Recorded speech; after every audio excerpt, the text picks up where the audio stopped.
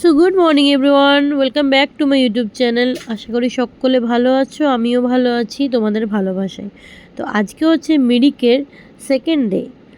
আজ আমরা সকাল সকাল উঠে পড়েছি রেডি হওয়ার জন্য, গাড়ি আসবে, ঘুরতে যাব বলে। সৌরভ গেছে বাথরুমে, আর আমি ততক্ষণে চায়ের সিপ নিতে স্টার্ট করে দিয়েছি। বাথরুম থেকে বেরিয়ে ও চা খাবে।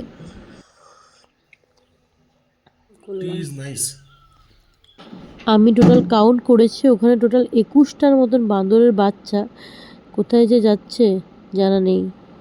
21টা, আরও হবে হয়তো, কিন্তু আমি এখানে দেখতে পারলাম 21টার মতনই আছে। বেশ ভালোভাবেই সকালটা কেটে গেল আমাদের।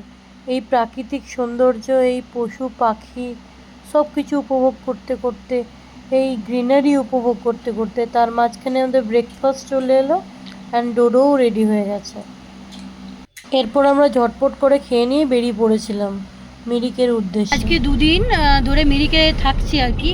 মিরিকটা পুরো ভালোভাবে কমপ্লিটলি ঘুরছি, যেহেতু বাচ্চা আছে সেজন্য দুদিন করে টাইম নিয়েছি। অ্যাজ ইউজুয়াল ওকে খাওয়ানো টাওয়ানো সব কিছু একটা ব্যাপার আছে, সেজন্য সব ধীরে সুস্থে সব কিছু ভালোভাবে ঘোরার জন্য একটু বেশি করে টাইম নিয়েছি। মিরিকে আজকে আমরা যেতে পারি মিরিক মনেস্ট্রি, হাসপাতাল যাচ্ছি আর গোপালধারা টি স্টেট যাচ্ছি। কোথায় কোথায় ঘুরি, সামনে ভিউজ অ্যান্ড সাইডে ভিউজ এত সুন্দর আছে, এত সুন্দর দেখছি, চোখগুলো জড়িয়ে যাচ্ছে। আসার সময় যে ড্রাইভার দাদা ছিল সে বলছিল নাকি এগুলো না বাঘ আছে। সত্যি এটা বাঘ আছে? চিতা বাঘ। ইউজুয়াল প্রধান হোমস্টেতে আছি, সেই জন্যই প্রধান হোমস্টে থেকেই আমাদের কি নাম বেশ দিদিটা? ববিতা দি। হ্যাঁ, ববিতা দি আমাদেরকে এই গাড়িটা করে দিয়েছে, খুবই ভালো। ওনারই ভাইপোর গাড়ি এটা, তো খুব ভালোভাবে খুব কম প্রাইসে আমাদের আর কি পুরো মিরিকটা ঘোরার সুযোগ করে দিয়েছে। বেশ ভালো লাগছে। আর ঠান্ডা রয়েছে, এমন নয় ঠান্ডা নেই। কালকের দিকে রোদ দিয়েছিল, আজ সকালেও রোদ দিয়েছিল, আর এখন দেখছেন কুয়াশাই ভরা। বেশ ওয়েদারটা খুব ভালো। যেটা শুনে এসেছিলাম আসানসোল থেকে যে খুব বৃষ্টিপাত হচ্ছে, থাকা যাবে না। দার্জিলিংয়ের কন্ডিশন আমরা জানি না, কিন্তু মিরিকে এখনও পর্যন্ত দারুণ ওয়েদার, ঘোরার মতন খুব ভালো ওয়েদার। আর ডোডোকে আমরা পুরো টপ টু বটম পুরো একদম সোয়েটার টুপি পরিয়ে দিয়েছি, মোজা জুতো পুরো পরিয়ে দিয়েছি, কোনো খামতি রাখিনি। আর হ্যাঁ, কালকে যেহেতু ডোডো আসার সময় মানে উপর আপে ওঠার সময় মিরিকে আসার সময় 3 থেকে 4 বার বমি করেছিল। আমাদের কাছে অনডেম ছিল কিন্তু আমরা খাইনি, ট্রলির ব্যাগের ভেতরে ছিল, তাই বের করা হয়নি। তো এই জন্যই আজকে বের করে নিয়েছিলাম। আমি হাফ ট্যাবলেট আর ডোডোকে এইটুকু সামান্য মুখে দিয়ে দিয়েছি। দেখা যাক কী হয়, আশা করি কিছু হবে না। কাল থেকে যেহেতু এখানে আছে হয়তো দাতস্থ হয়ে যেতে পারে, তাও hope for the best.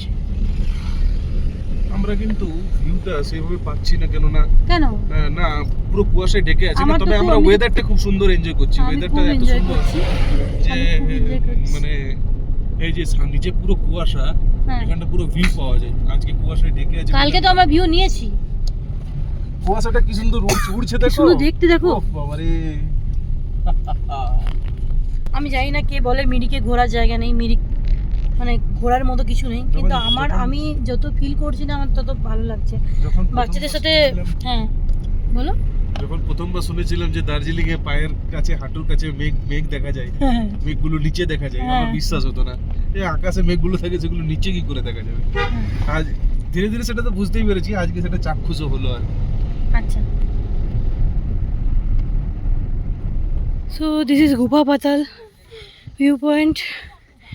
Normal সমতল ভূমিতে যতটা চড়তে কষ্ট হয়, এর থেকে 1000 গুণ বেশি এই রাস্তা দিয়ে চড়ে আসতে হলো।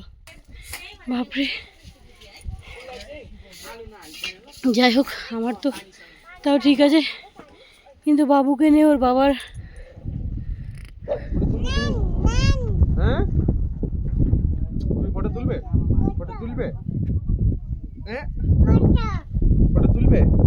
দেখি বেটা ঘুরতে এসেছি।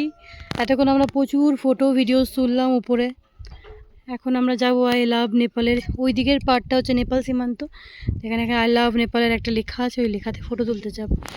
ওই যে আমার হাজব্যান্ড অ্যান্ড আমার বাচ্চা টিকিট কাটছে, আর এটা হচ্ছে টিকিট কাউন্টার অ্যান্ড পাহাড়ের দৃশ্য দেখো, ফুল পুরো একদম ফুলে ভর্তি। ও ইয়ো গাইস, উফ কি ভালো লাগছে। ভালো তো লাগছে, কিন্তু এখানে উঠতে আমার কষ্ট হচ্ছে। ওকে নামাও না, নামাও নামাও। ও এত কি হাঁটতে পারবে না, উই করছিল। আর বেশি দূর নেই, চলে এসেছি।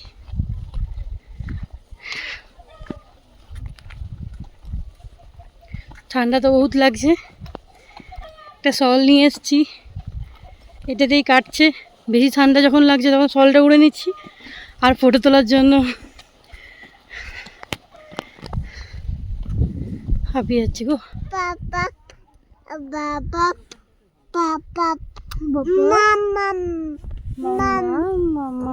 রাস্তায় ডোডোর প্রচুর খিদে পেয়ে গেছিলো, তাই ডোডোকে একটা কলা খাওয়ালাম, আর তার সাথে পেস্তা বাদাম ছিল ওটা খাইয়ে দিলাম। তো ছাড়লি ওটা। এসছি এসো এদিকে এসো, মিরিক হেলিপ্যাডে, এন্ড এখন আমরা মোমো খেলাম। জলের বোতল একটা নিয়ে নেবো কি? চিকেন উইংস আসছে, হ্যাঁ নিয়ে চিকেন উইংস আসছে। এই যে আয় আয় আয়, খাবো খাবো, এসো এসো এসো এসো এসো এসো, খাবো এসো। আমার আর আমার হাজব্যান্ডের একদম এখনো একদম পুরো ফুটছে আর কি, দাঁড়াও একটু ফুটছে, একটু ঠান্ডা হোক। আর এরপর যাব মিরিক মনেস্ট্রি, দেন মেরিক লেক। আমি গরম, আমি বললাম তোকে ফুটছে এখনো, পুরো গরম গরম নিয়ে এসছে। আর ডোডো খুব বদমাইশি করছে। এদিকে এসো, এদিকে এসো। তোকে একবার হাত দিতে দাও। টেস্ট আচ্ছা দেখ, আচ্ছা দেখ, দাঁড়া দাঁড়া। গরম বেটা,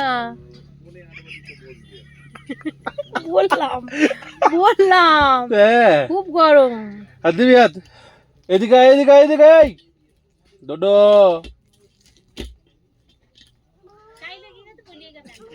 नहीं चाय अभी नहीं पियेंगे, चाय पी के आए हैं। चाय पीते पीता है।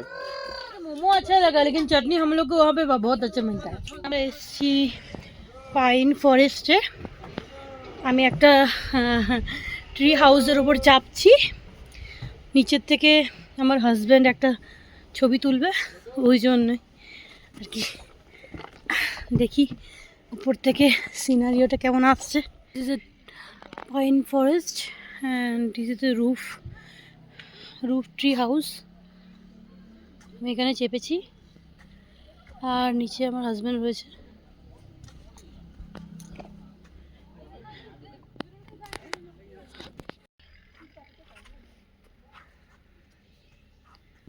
তো এরপর আমরা চলেছি মিরিক মনেস্ট্রিতে, যেখানে ঢুকেই আমাদের একটা স্বর্গীয় অনুভূত হলো। মানে আমরা ঢুকতে ঢুকতে জাস্ট কুয়াশাতে আমাদের চোখের সামনে দিয়ে পুরো মনেস্ট্রিটাকে সাদা করে দিল, ধোঁয়ার মধ্যে রেখে দিল।